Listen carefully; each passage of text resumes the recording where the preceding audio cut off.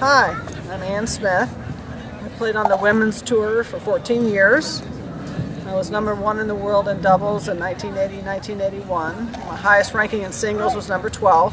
I've won 10 Grand Slam titles, 5 in women's doubles and 5 in mixed doubles.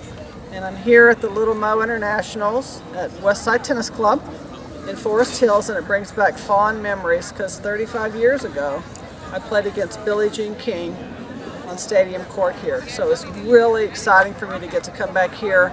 I never met Little Mo, who the tournament's named after, but I grew up with her daughter Cindy. And I got to see Cindy again. I hadn't seen her in forever, and it just brought back a lot of good memories. And so I was really excited to be able to come to Little Mo here and work with the parents and their children on the mental part of the game. And I introduced my Mach 4 system, which is body language, intensity level, mindset, and cueing language.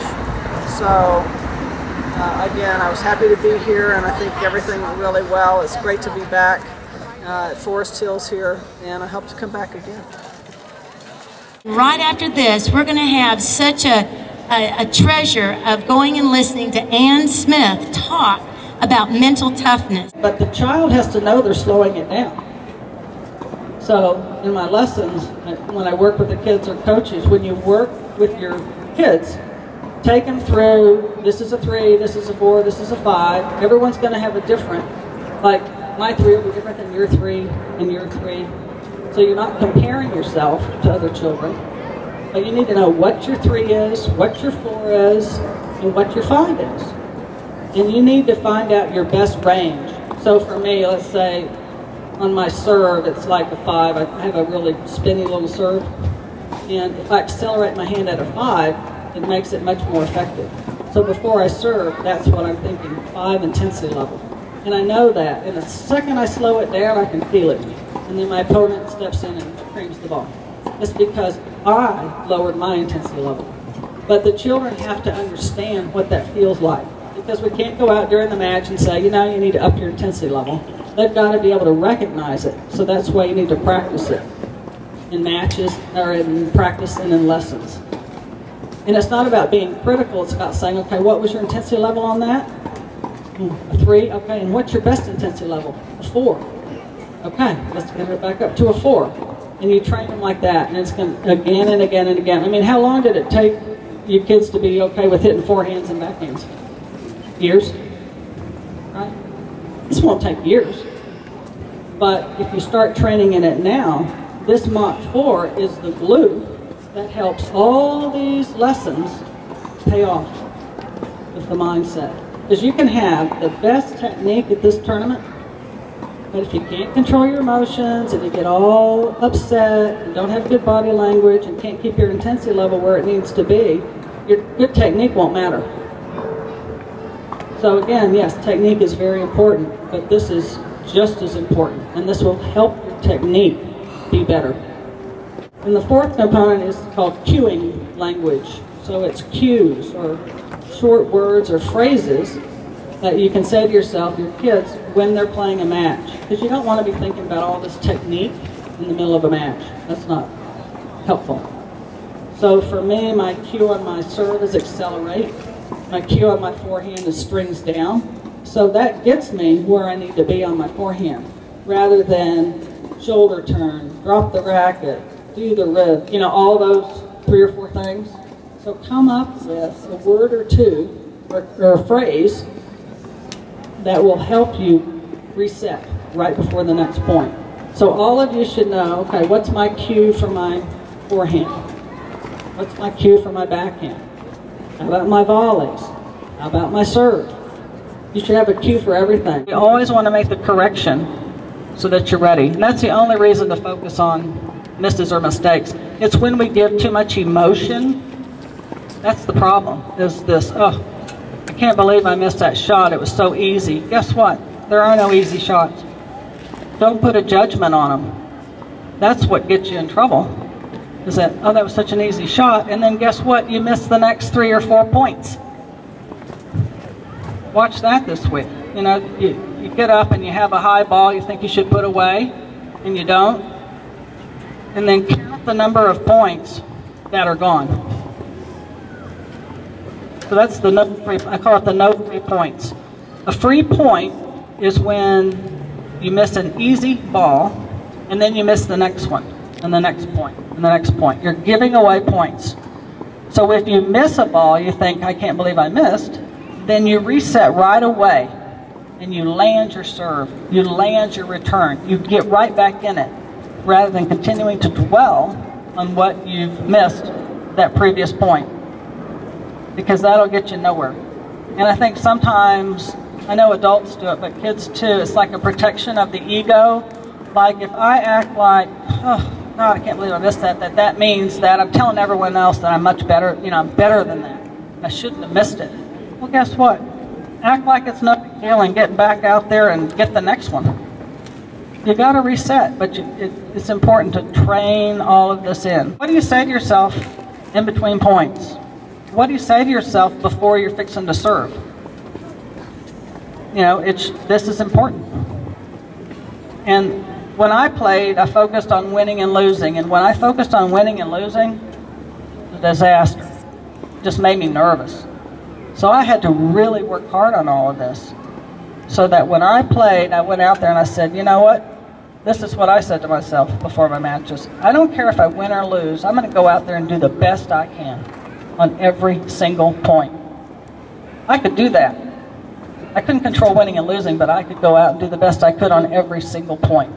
So that was kind of my thing and what I would say to myself. And I think the children need to have something like that to help you, because we all get nervous. So what? You're nervous at one point, you lower your intensity level, guess what? You can get it right back to the next point or the next shot. And that's the beauty of the intensity level, is that you can see it. You will literally see them slow the racket down and not hit their normal shot. That's a decrease in intensity level. And it becomes a problem when there are fluctuations in the intensity level and swinging at the ball or swinging at the serve. That's when the problems start. Have your kids ever come off the court and said, oh, I was up, I hear this all the time, especially with the older kids, I was up 5-0 in the third and lost. Well, what happened? Oh, well, the other guy started playing better. And why? Then they don't know why. But if I had watched it, it's probably because their intensity level dropped. So again, it's not something that has to just drop for games. You got to notice it and get it right back up right away. How is your body language when you're watching? Right? Oh my God! Right?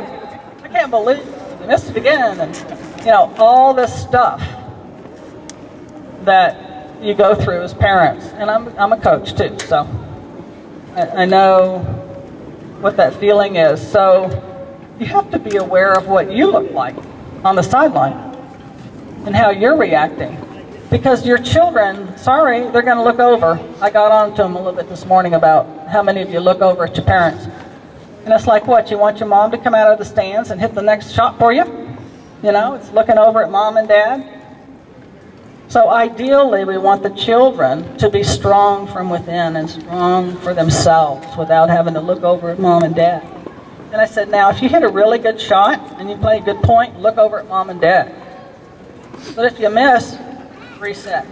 Don't look over and whiny and body language and your parents are pulling their hair out, right? So because you know your children look over at you, it's real important what you're doing. My dad, he used to chart my matches. He's like real calm. So I guess when I was older, I would look over, he's charting his matches, so eventually I just quit looking over. But I said, Dad, if I ever see one of those charts again, I will burn it, right? It drove me nuts. So that's another reason. Don't look over at your parents, because you're just going to get irritated, right? They didn't do this, they didn't do that. And Cindy touched on that. Excuses. That's just excuses. Well, mom gave me a nasty look, or whatever you're going to come up with in your mind. So there are no excuses, because take responsibility for your body language, for your intensity level, for how you act on the court, how competitive you are. It's about coming from within and being strong and competing and being a good competitor. It's not about going out and hitting winners. Hitting winners is not, you set your point up. It's about doing the best you can each point. That's that mindset. And when you miss, make the correction right away and reset and let go of it so that you don't give away points. So what's your intensity level during a match, Mom and Dad, coaches? Right, tight, a 10, right? We got a 10 back there. So it's hard. So y'all can practice this week on your body language as you're watching and your intensity level and what you're saying to yourself. Like, I can't believe, she just had a lesson on that volley and she dumped it in the net. All these things that we say, it takes time to train it in. It's like 10 years. Sorry. 10 years to be an expert. But you have to practice deliberately. You have to practice a certain way if you have any hopes of being at that level. Like Cindy said, it's a lot of practice, a lot of dedication, and you've got parents who are willing to spend the money and take the time to give you the opportunity, so you got to be thankful for it. And parents have to have standards for the children. And I'm not talking about winning and losing, but behavior on the court, body language, effort, all of that's important. And it has to be a requirement. You can't determine whether they're going to win or lose, and that's not the issue. The issue is how they conduct themselves. Do they have good body language? Again, in the intensity level, they can learn all that. It doesn't take forever, but they've got to be aware of it, and they've got to train it in and practice. So the question is, what's the first thing the child should do to be able to reset for the next point? Well, if there's a miss, okay? It doesn't happen with winners, everyone's fine with those.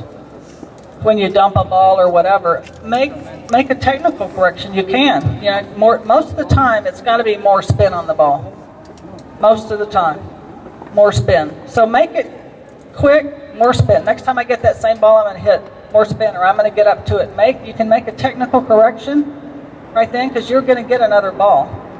And then you reset and say, next point, let's go. Keep my intensity where it needs to be. Misses are your way to say, I need to do such and such next time. Not, I'm terrible, I'm the worst tennis player. I mean, you can do all that, but it's not working for you.